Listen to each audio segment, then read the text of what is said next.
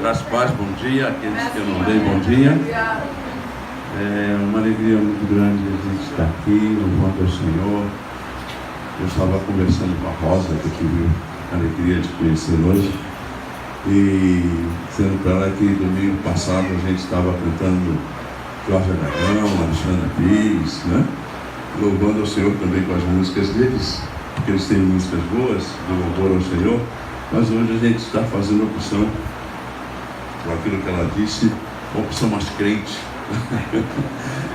cantando hinos do nosso arcabouço evangélico, olha só. E está sendo muito bom cantar com esses ritmos que tanto alegram o nosso coração. Eu não sei se eu vou conseguir ficar aqui sem me destruir aqui, porque o vento não está vindo aqui e eu fico com mais dificuldade. Deixa eu tomar só um pouco d'água.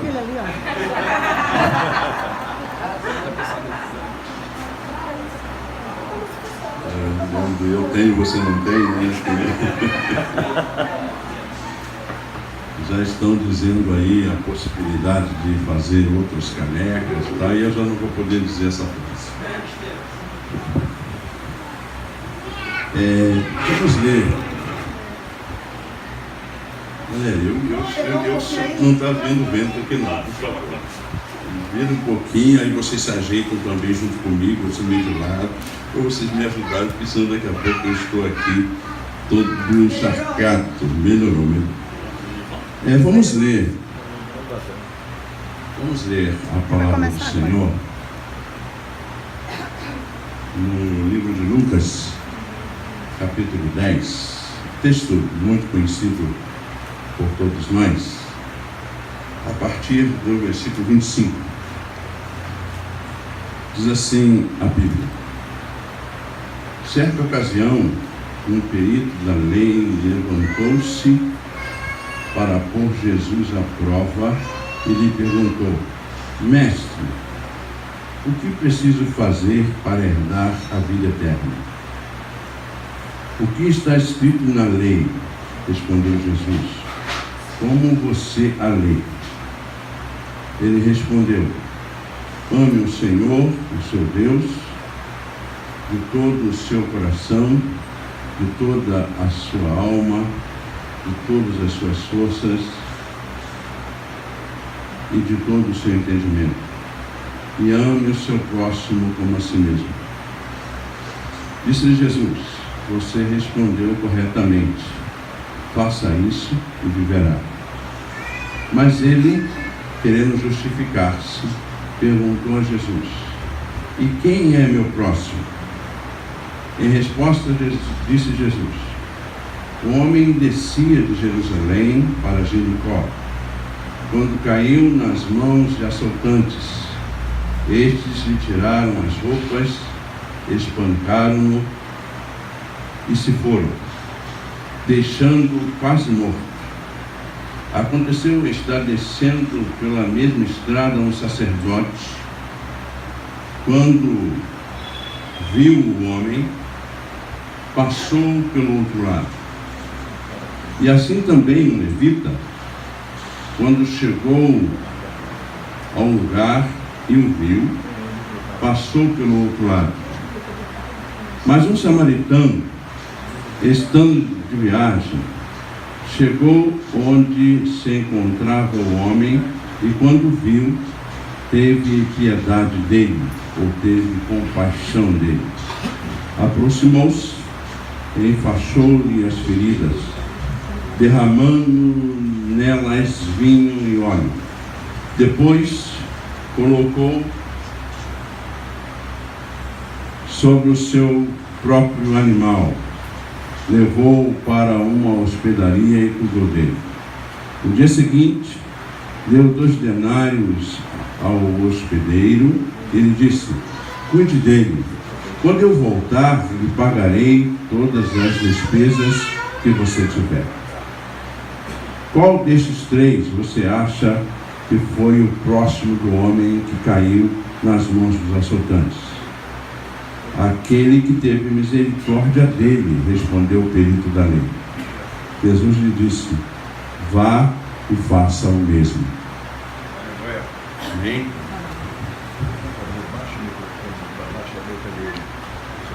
Frente. Posiciona aí.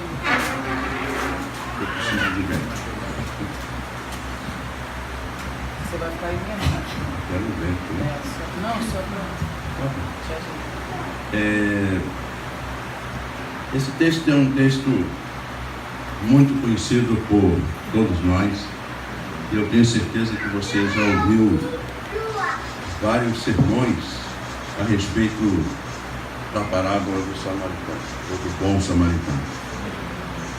Eu queria e quero que você me acompanhe entrando um pouquinho na cultura do Oriente Médio, para que a gente possa entender um pouco mais essa parábola. É interessante que o texto nos traz a ideia de que aquele homem perito da lei faz duas perguntas que eram perguntas e que são perguntas importantíssimas, mas que estavam balizadas na necessidade dele fazer algo para obter algo. A ideia de que se deseja ter a vida eterna por causa dos nossos esforços. A gente olha no Evangelho do Senhor Jesus e a gente percebe que a salvação em Cristo Jesus a gente não recebe por causa dos nossos esforços, porque a gente faz bem aos outros, ou porque a gente entrega as nossas ofertas, ou porque a gente participa ativamente da igreja, ou porque a gente é uma pessoa boa e não faz mal a ninguém. A salvação em Cristo não tem nada a ver com a nossa bondade. A salvação em Cristo é a ação do próprio Deus em nossa vida. É por causa dele que nós somos salvos. Aquele homem tinha uma compreensão legalista. Ele estava dizendo: o que eu devo fazer para conseguir a vida eterna? O que eu devo fazer?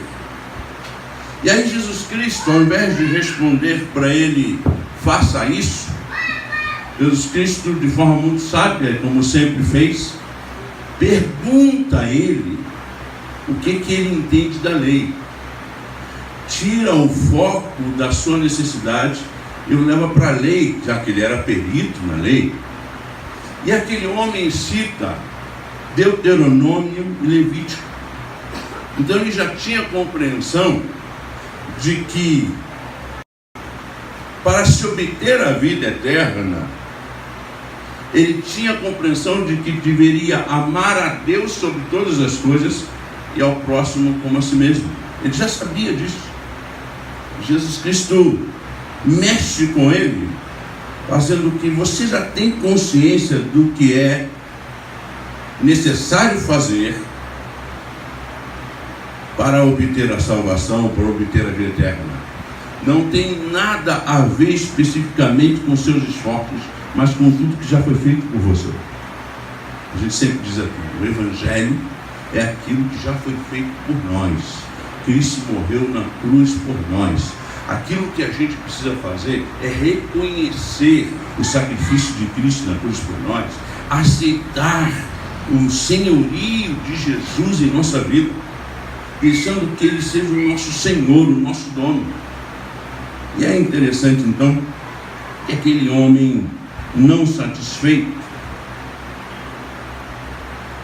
mesmo com todo o respeito que tinha por Jesus, que a Bíblia diz que ele se levantou e chama Jesus de mestre, dizendo: olha, você está no mesmo nível que eu, portanto, o que eu preciso fazer para alcançar a vida eterna? Jesus Cristo então o leva para a lei, como a gente já entendeu.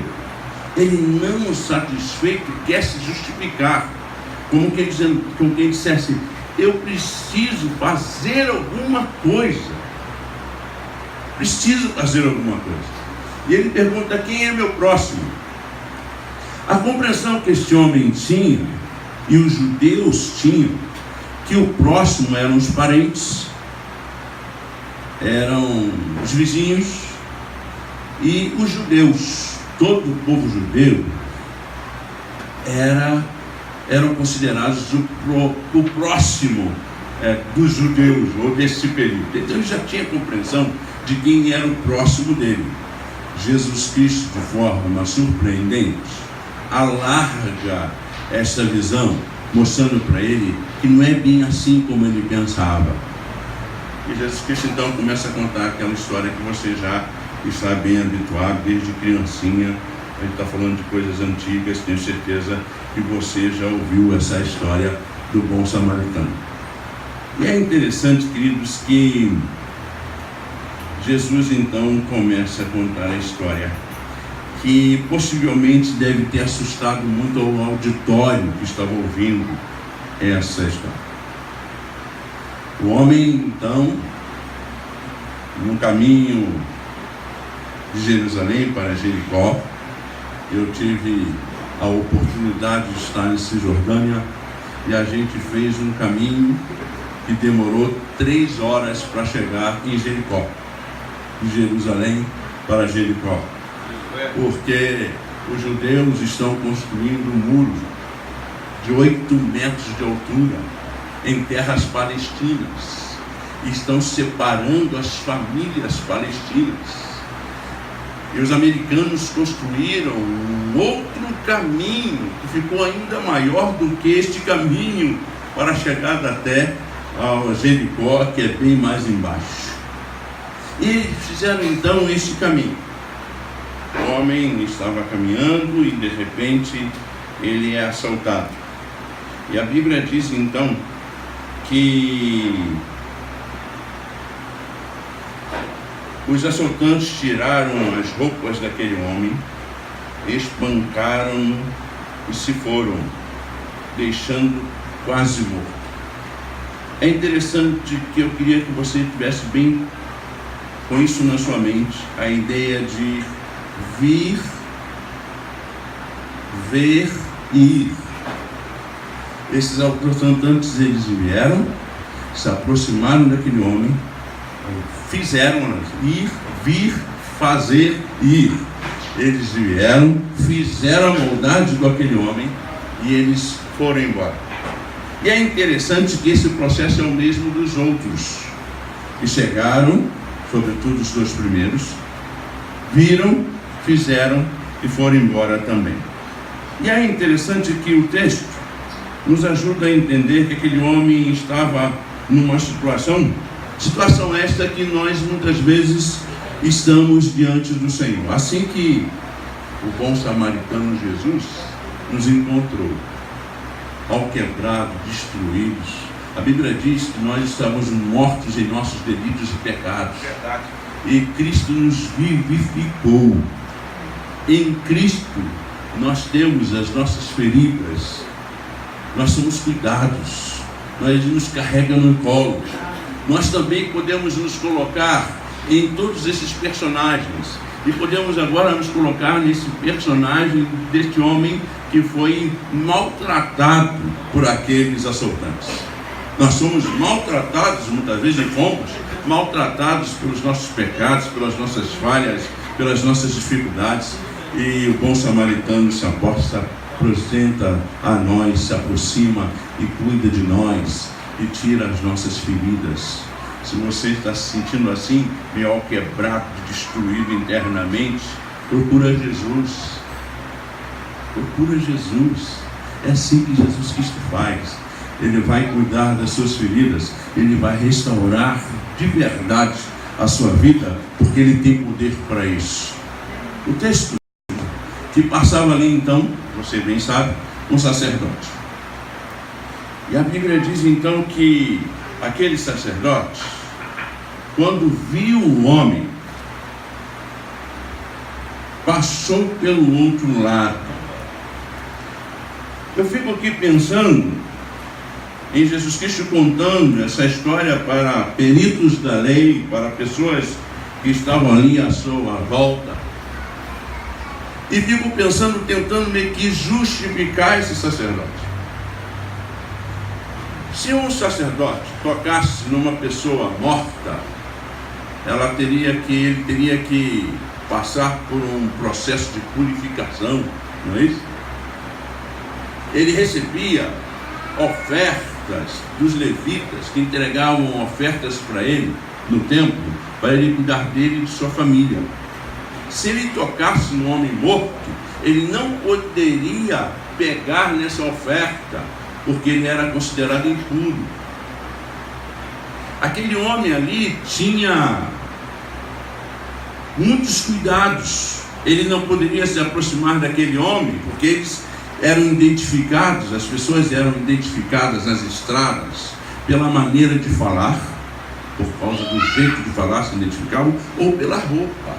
E ele, aquele homem, estava sem roupa. O sacerdote olha de longe, possivelmente cavalgando, porque todos os sacerdotes eram de classe média alta para cima. Ele estava então cavalgando, ele olhou aquela situação e pensou: se eu me aproximar lá, não quero saber disso. E a Bíblia diz que ele passou ao largo, passou distante daquele homem, porque ele não podia se contaminar, porque ele poderia até não ser judeu. Se ele não fosse judeu também, ele seria contaminado. Imagina isso. Então ele se aproveita de todas essas regras que ele vivia para não se aproximar daquela pessoa ferida. Isso fazia parte da Torá. Haviam duas Torá, uma escrita e uma oral. E eles criaram uma oral para restringir mais ainda as ações das pessoas que eram do judaísmo daquela época. Então, aquele homem olha e se aproxima, e de longe, nem se aproxima, ele olha de longe e ele vai embora. Você pode imaginar, de repente, na nossa época, um apóstolo descendo do seu avião ou do seu helicóptero e indo perto do morador de rua. Você consegue imaginar uma coisa dessa? Não é? É mais ou menos isso. Aquele sacerdote rico não podia se aproximar daquele homem maltrapilho e mal cheiroso. E Deus estava num trabalho que fazíamos lá em São Paulo, chamado Projeto Aquecer, e nós estávamos na rua 3 da manhã com os moradores de rua, e as pessoas ficavam chamando pastor, para resolver as coisas, né? E às vezes o pastor vira pastor, perde o nome, né? Então a gente fica, pastor, passou para lá, passou para cá. Eu estava conversando com um rapaz e ele disse assim: você é pastor? Eu disse: sou. Acho que eu falei assim: tudo bem, eu sou, qual o problema, né? sou pastor. Ele disse: pastor, você está sentado aqui comigo, olha, tem aqui barata, percevejo. Eu já comecei a ficar preocupado, já tinha tanta coisa, né? Mas ele disse assim: poxa, eu estou mal cheiroso, cheirando tão mal.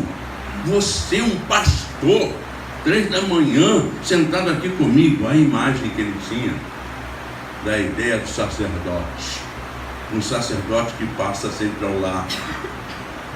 E ele então, eu disse para ele: rapaz, diante do Senhor, o meu pecado cheira muito mais do que você está achando que está cheirando aqui agora. Sou igual a você, não tem diferença nenhuma. Eu lembro que naquele momento eu senti uma compaixão, um amor por aquele menino, e dei um abraço nele. Aquele menino chorava muito. Graças a Deus, pela honra e glória do Senhor, a gente conseguiu fazer com que aquele moço que morava em Goiânia retornasse para casa, para sua família, fosse restaurado. E depois do contato que eu tive com ele, ele dizia assim: pastor, estou numa igreja, estou louvando a Deus novamente com muita alegria. Aleluia. Pode dizer aleluia? Diga isso com liberdade. É coisa boa demais, simplesmente porque é um ato tão simples. Eu estou aqui me engrandecendo nisso, porque a categoria pastoral está tão distante dos feridos que a mim preocupa.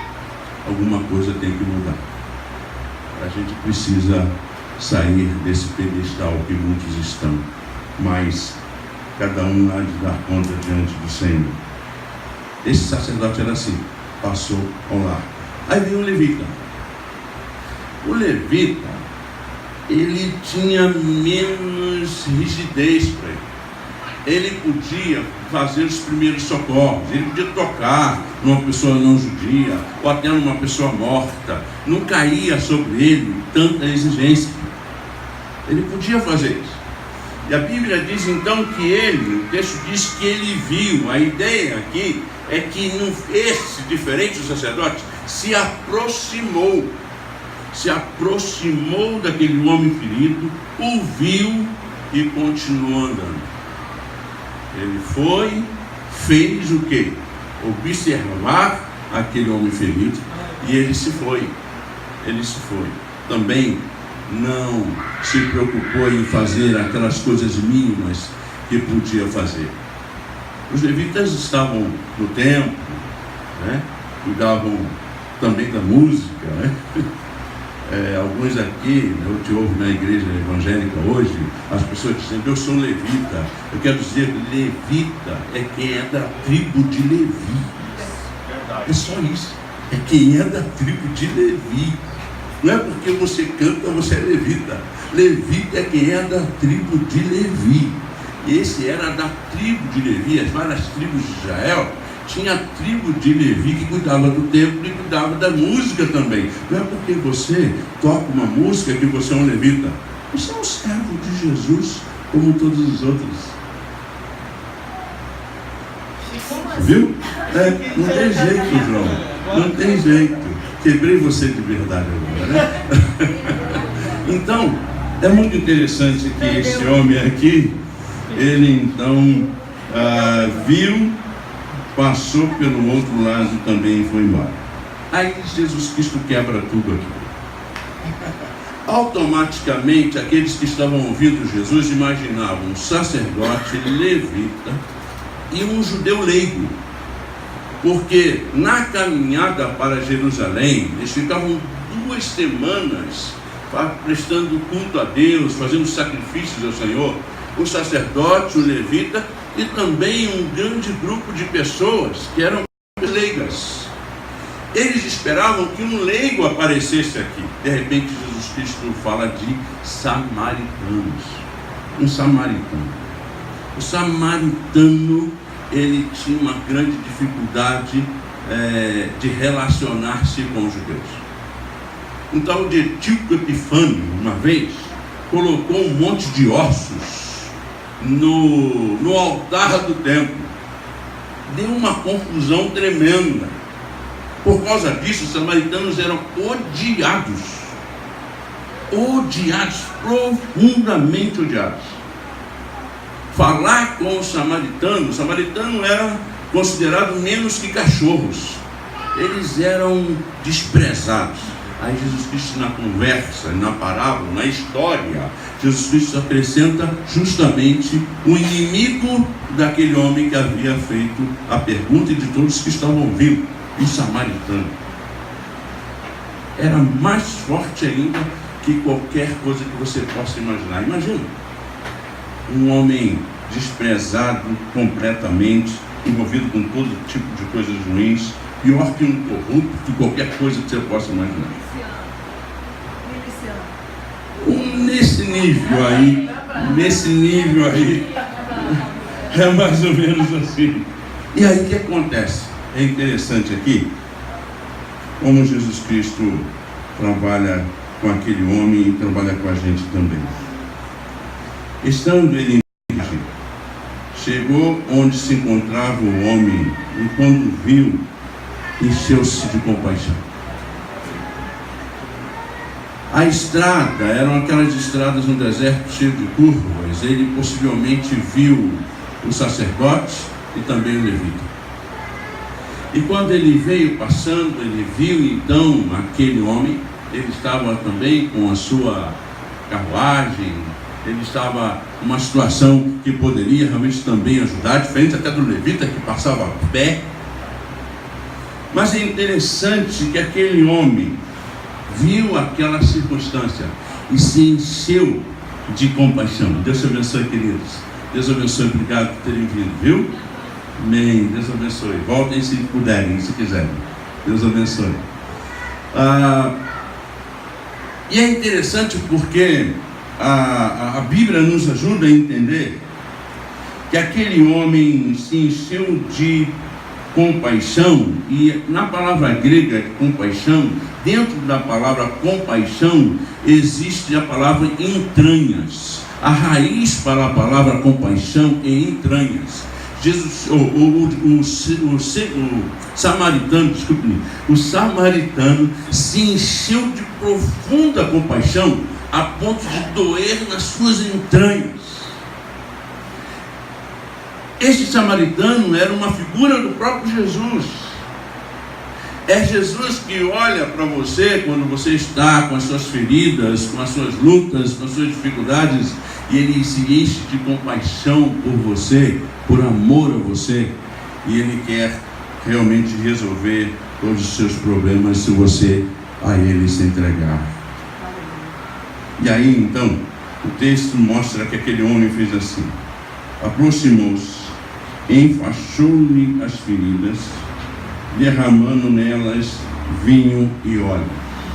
É muito interessante aqui que aquele homem começa a cuidar daquele moço ferido, fazendo aquilo que o sacerdote, o levita, deviam ter feito.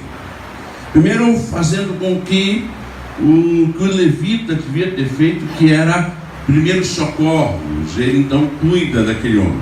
Depois então ele derrama vinho e óleo, que era a ideia de que eram materiais usados para a adoração e que o sacerdote usava. Ele faz aquilo ali para mostrar o quanto que ele estava muito consciente da realidade daquele homem ferido. E Jesus Cristo conta essa história mostrando que o ato daquele inimigo dos judeus era um ato de profundo amor, muito maior do que o próprio sacerdote e o levita. Depois colocou sobre o seu próprio animal, levou para uma hospedaria e cuidou dele. Ele fez um risco muito grande, porque ele podia ser caracterizado como aquele que praticou a violência. Imagina você pensar num jovem, digamos assim, do Comando Vermelho, do narcotráfico, vou usar essa expressão, pegando um policial, um PM, levando para casa, cuidando dele na comunidade. Que risco terrível isso para ele, não é? No sentido de achar que você cometeu esse crime, e ele seria então, poderia ser caracterizado como criminoso. Aqui estava acontecendo com o samaritano. O samaritano então paga o preço dizendo: cuide dele, quando eu voltar e pagarei todas as despesas que você tiver. E aí Jesus Cristo olha para aquele senhor da lei e diz: qual desses três você acha que foi o mais próximo daquele homem? É óbvio que aquele sujeito estava numa armadilha. Ele tinha que responder: o meu inimigo foi o que mais teve misericórdia. Aquele que eu odeio, aquele que é marginalizado por mim e por nós, foi o que mais teve misericórdia. E aí Jesus Cristo simplesmente vai e diz: vai tu e faça o mesmo. Eu gosto muito desse texto porque eu estou na igreja evangélica, nasci, fui morar numa igreja batista, vivo na igreja evangélica todo o tempo da minha vida. Eu acredito na igreja local, acredito nesse negócio de igreja. Mas quando eu olho esse texto aqui, a sensação que eu tenho é que nós estamos muito distantes daquilo que o Senhor deseja por nós. Quem demonstra amor pelas pessoas, o faz porque já tem a vida eterna. Esse reflexo aqui da história de Jesus, respondendo à pergunta daquele homem: que devo fazer para herdar a vida eterna? Jesus Cristo conta toda essa história, não é para dizer que se a gente fizer boas obras, a gente está salvo. O que ele está dizendo é que a gente faz as boas obras porque a gente já tem Jesus Cristo em nosso coração. A gente já sabe quem a gente serve. E aí uma pergunta que toma conta do meu coração: que se a igreja brasileira não está conseguindo manifestar esse amor pelas pessoas, independente de quem elas sejam, nós estamos com muito mais problemas do que nós podemos imaginar. Porque talvez nós estejamos em nossas igrejas repletas de pessoas religiosas,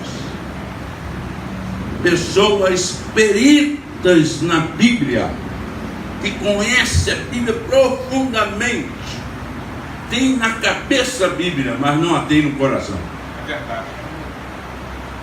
Por isso a gente precisa, meus queridos irmãos, e é a sugestão que eu peço à nossa igreja brasileira, que nós tenhamos Jesus Cristo como nosso Salvador, mas também nós tenhamos Jesus Cristo como nosso Senhor. Porque é muito fácil ter Jesus como Salvador, porque aí é a garantia nossa, individual. Eu estou bem, eu já estou com a minha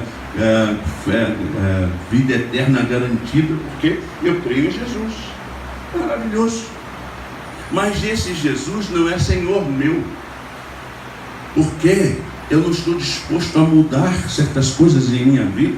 Eu não estou disposto a colocar a minha vida para servir o outro, porque eu não tenho esse Jesus como meu Senhor, como meu dono. Porque quando nós temos Jesus como nosso dono, a nossa vontade acaba. A vontade nossa é fazer exclusivamente a vontade do Senhor. E a vontade do Senhor é que nós amemos as pessoas que estão feridas, amemos as pessoas que estão marginalizadas. Aleluia. Cuidemos dessas pessoas. Glória a Aquele Deus. homem que não entendia, achava que se fizesse coisas, ele alcançaria pelos seus esforços a salvação, a vida eterna. Jesus Cristo estava dizendo: não é isso, você não está entendendo nada. Pelo contrário, você vai fazer as coisas porque você já tem o Senhor Jesus como dono da sua vida. Aleluia. Aí a gente ama. Glória a Deus. Aí a gente se preocupa mesmo. Daqui a pouco a gente está indo para casa, a gente vai ver um monte de gente nas ruas, cada dia mais está aumentando. E é assustador o que está acontecendo nesse país. A pobreza está aumentando a cada dia. A violência aumenta? Sim, aumenta também. As coisas estão terríveis. Estava conversando ali com o André, ele me contou, contar rapidinho, né? Desculpa, André, mas ele estava me contando, ligando para ele estava triste, muito triste com um amigo dele, por ser homoafetivo. O amigo dele foi assassinado, semana passada, né? Assassinado em sua própria casa, por alguém que entrou e o esfaqueou. E aí a gente se coloca isso dentro de uma rede social, a gente vai ficar apavorado de ver um monte de gente que faz parte das igrejas dizendo: ah, morreu porque mereceu. Deus pesou a mão. Deus pesou a mão. Algumas pessoas que entram num momento em que, lembrei aqui do neto do ex-presidente Lula, a gente via pessoas falando coisas assim, com a morte do Boechat, coisas assim que a gente olha, essa turma pertence mesmo ao mesmo evangelho que eu leio? Parece que não. E aí eu não estou nem julgando hoje, quero colocar na mão do Senhor. Senhor, tenha misericórdia deles, que eles consigam ver o Senhor. Porque parece que estão vivendo numa postura de peritos da fé, peritos da Bíblia, mas não conseguem praticar o amor, não conseguem amar como fez Jesus por eles, porque eles estavam feridos à beira do caminho de Jericó, cheirando mal, maltrapilhos, e Jesus Cristo olhou para eles como olhou para nós e veio em nossa direção e curou as nossas feridas e nos colocou num lugar melhor e pagou o preço como esse samaritano pagou. Jesus Cristo pagou com a própria vida, morrendo na cruz por nós. Esse tem que ser o nosso olhar para com as pessoas, independente de gênero, independente de questão social, independente de raça. Nós precisamos de olhar as pessoas com o olhar que Deus nos vê. Aí sim, quando a gente estiver diante do Senhor, Ele vai perguntar como você lê, como você vê a palavra, aquilo que você crê. E aí a gente vai poder dizer: Senhor, eu vejo como o Senhor vê, porque por tua graça os meus olhos são teus. Amém. Que assim seja essa realidade em nossa vida. Que Deus de nós tenha misericórdia.